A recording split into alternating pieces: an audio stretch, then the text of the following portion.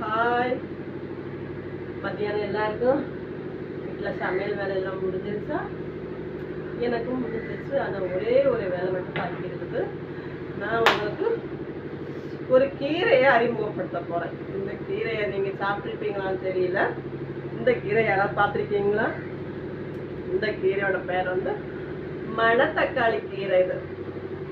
இது BP, cholesterol அப்படி உள்ளவங்களுக்கு இது சாப்பிட கொடுத்தா உடம்பு ஆரோக்கியமாக இருக்கும். ரொம்ப ஹெல்த்தியான கீரை.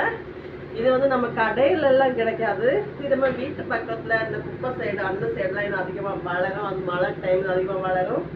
இது நாங்கள் எங்கள் வீட்டில் அடிக்கடி நாங்கள் இதை யூஸ் பண்ணிப்போம். எங்கள் வீட்டு ஓரமாக இது அடிக்கடி வளரும். அப்போ நான் அதை எடுத்து அடிக்கடி கீரை இப்போ இந்த கீரை பார்த்துருக்கீங்களா பாருங்க. இதில் சின்னதாக ஒரு கருப்பு கலந்த ஒரு காய் வளரும். அதையும் எடுத்து சாப்பிட்டா உடம்புக்கு நல்லது தான். இந்த கீரை தான் இன்றைக்கி நாங்கள் எங்கள் வீட்டில் பொரியல் வைக்க போகிறோம். நான் மதியானம் சாப்பிடும்போது என்னென்ன சமைச்சேன்னு உங்கள்கிட்ட காமிக்கிறேன்.